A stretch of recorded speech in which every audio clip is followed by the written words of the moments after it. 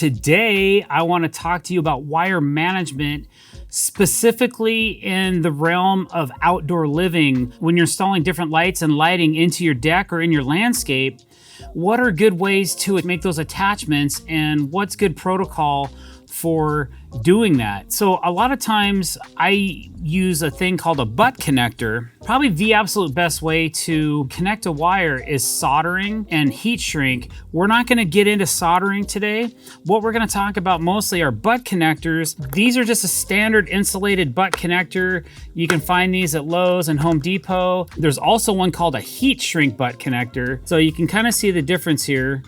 They're a little bit taller. You're able to heat them up and create a watertight connection, but it depends on how you're going to crimp them will determine how waterproof they're gonna be. All right, so this is 12 gauge low voltage landscape wire. When you're installing low voltage stuff, you don't have to have an electrician's license to do this. Electricians can do this for you, no problem, if you're not interested in tackling this yourself.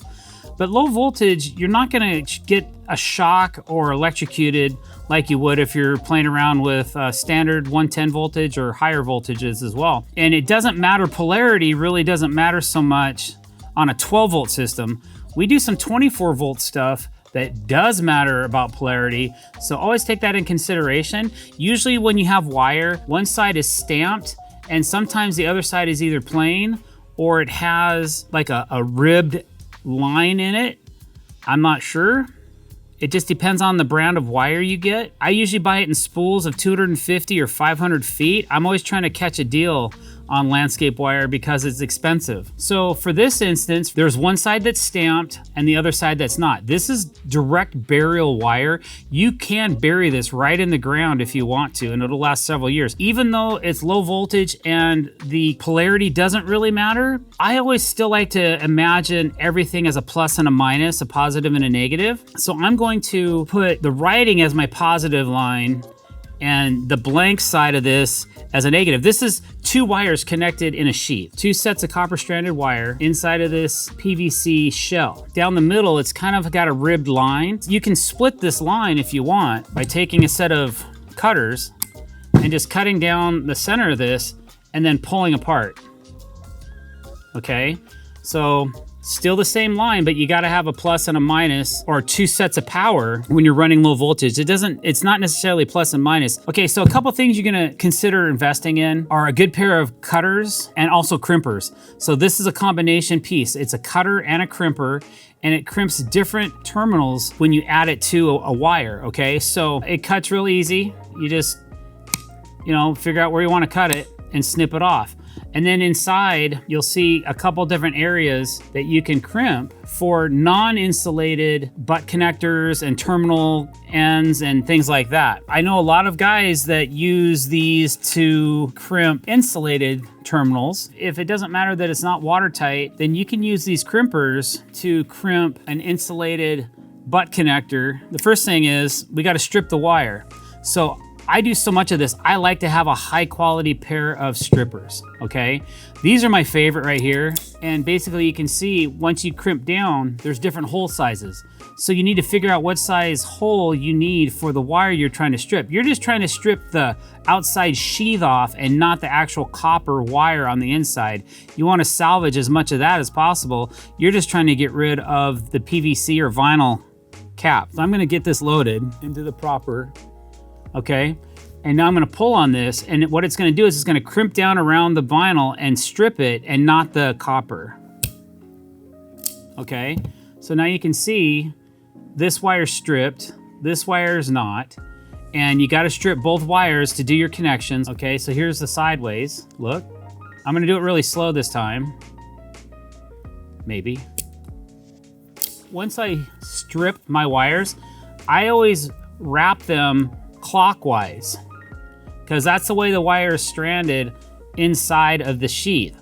Okay, so if I twist it the other way, it gets a little frayed. I don't know if it matters to some people, but it kind of matters to me. So depending on the type of butt connector, we're gonna talk about them both, but this is an insulated butt connector. but it's also heat shrink. You can see the metal ferrule that's inside of this sheath, okay? It's not very long. So if I try to stick this in here and bury it in there, this wire is way too long for that. So we need to cut these wires down a little bit so that they're about equally spaced. So now I've shortened them to the proper length so that when I put this on here, it fits just like that. Now I'm gonna have one of these on each side.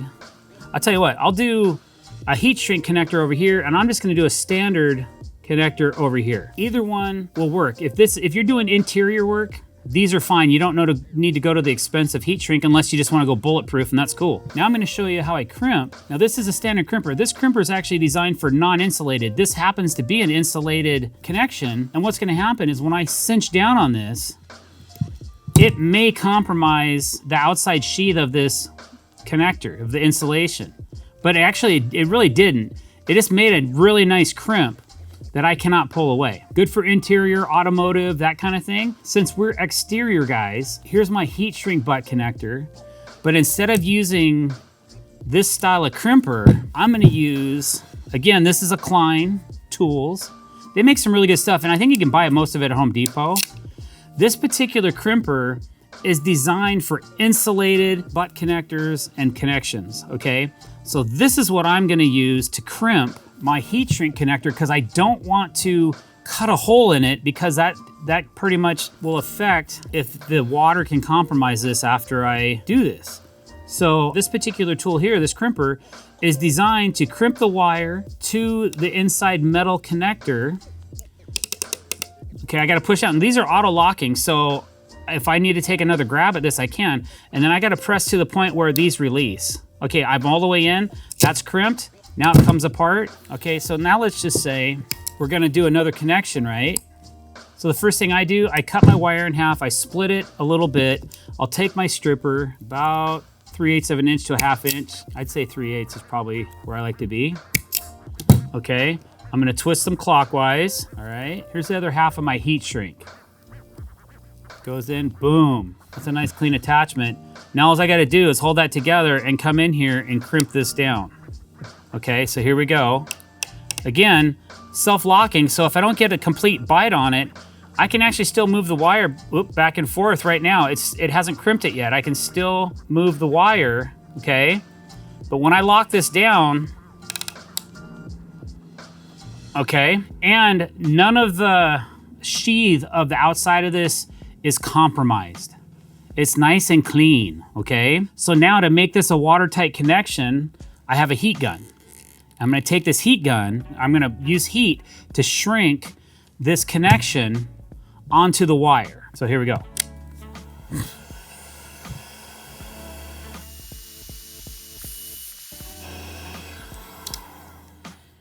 All right, and you can kind of see a little residue of glue or adhesive. It's still warm enough where you can kind of mold it, and if you need a pinch on it or something, to make sure that adhesive gets all the way through so no moisture can get inside this connection. Now you have a nice clean connection. So that's pretty bulletproof, but if you want to go above and beyond that, you could take a piece of heat shrink tubing and go over the top of that with this. And this is going turbo, all right? Like if you guys really want to go all in, and I'll go ahead and do one for you, okay? Then this goes over the top of all that, then you heat shrink this, and then you're done. Or if you want to go like super insane, you could actually use electrical tape around that if you really wanted to, but that's really getting out there, man. So here's a heat shrink butt connector. I've got my wire stripped, okay? We're just gonna go ahead and open that up. All right, so we like the length of our cut. We've got a really nice heat shrink butt connector right here. We need to crimp it to one side. Oh, before I forget, put your heat shrink tubing on first, okay? So there's your heat shrink tubing. Just let that chill in the background for now. Let's go ahead and make our connection, okay? That side's done. All right, we're gonna use our bad boy crimpers that don't hurt the heat shrink. I'm just gonna click it a couple times. No big deal. Some more. But you really, to get this to work, you gotta basically touch the handle to handle. Okay, right there. There's a bottom out. It's not actually handle to handle, but there, see this this part right here, as it comes up, once you get that to basically click off and touch, there, and it releases, that's when you know you have the right connection. All right, here we go. So here's the other half of the wire. We want to bring that in. I mean, it is a little bit long, but I'm not gonna cut it down because it's well within my acceptance. But you wanna hold that tight while you put this in the crimper. Then you wanna crimp that. Okay. I got a little off on that. There's still a little bit of metal that I could crimp. So I'm gonna go ahead and crimp it one more time right in the middle. All right, you gotta give it a little energy to do it. Now we'll go ahead, we'll shrink this together. Usually I move around a little bit, but for the video, I'm just trying to get it done, and it's not putting any damage on the wire, so that's good. But you'll notice like one half of the heat shrink connector is really going in well, and the other side isn't quite melting in. So you gotta turn it and get both sides. You gotta do both sides really well. It kind of goes to a clear state once you know it's melted in. You can kind of see the wire better when it's done. And then I usually hit the center of it as well, just to make sure that melts in really good. Okay, now that that's done, we're gonna take our heat shrink tubing. I know this is overkill, okay? But I know some of you out there are gonna like this. Here's the options here.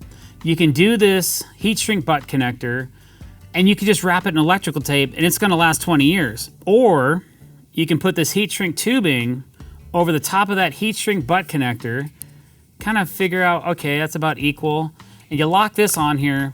And it's almost like, if you do all this, it's almost like you never had a splice in the wire. If you wanna go turbo, this is how I usually do things. So if I'm doing direct burial, and I know it's gonna be buried for a while in the ground, I'm gonna do this, and I know you guys think I'm nuts, right? I kinda like doing this stuff. Like, this is one of my most favorite parts of building a deck, is when I get into the lighting and the wiring. I love it. It's a little chilly, and this warm wire feels good on my fingers. This is basically now, you're back to like, if the wire was never cut. So then after that, usually what I do is I wrap it in electrical tape, and some high quality 3M electrical tape, not the cheap stuff that you can get at some of these other hardware stores, but something of high quality. You know when you have good electrical tape when it works really well in the cold. I have some stuff from 3M, man, that's just amazing. We're not gonna get into all that. I think you guys get the idea, but there you go. A little bit of information for you about how to heat shrink and some wire management tips for getting a long-lasting electrical connection on your low voltage wire. So if you like this video, don't forget to hit that subscribe button. Thanks for watching, guys. Have a great day.